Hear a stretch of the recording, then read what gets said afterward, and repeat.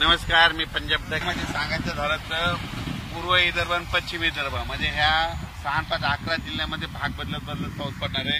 त्याच्यानंतर तो पाऊस हिंगोलीकडे येईल काही भागात, त्याच्यानंतर तो परभणीकडे येईल, बीड जिल्ह्यात काही जाईल, जालनाकडे राहील, बुलढाण्याकडे राहील, इकडे जळगावकडे देखील राहणार आहे। पण राज्यात मात्र सध्यानं 6 तारखेपर्यंत असाच भाग बदलत पाऊस पडणार आहे म्हणून हा अंदाज लागतो। सांगायचं झालं तर 10 जुलैपर्यंत असाच वेगवेगळ्या भागात पाऊस पडणार आहे। सर्वदूर पडणार नाही म्हणून हे सर्वांनी लक्षात घ्यायचं। जिकडे पडला तिकडेच पाऊस पडणार आहे, ज्यांना सोडून दिला त्यांना सोडून देणार आहे। म्हणून जशी शेतीची कामं करायची वेळ असेल तशी तुम्ही शेतीची कामे करून घ्या, कारण की राज्यात असं सध्या तरी सर्वदूरचं वातावरण नाही।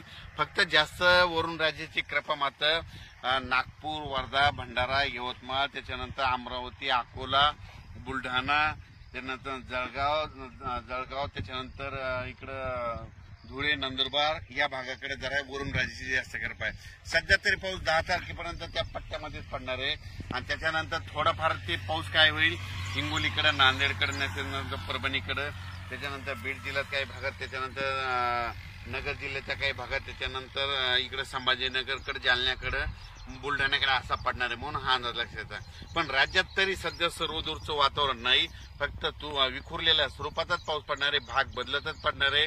सर्वदूरचा सध्या पाऊस नाही म्हणून योगायोगाने जशी शेतीची कामे करायची असेल तर तुम्ही शेतीची कामे करू शकता।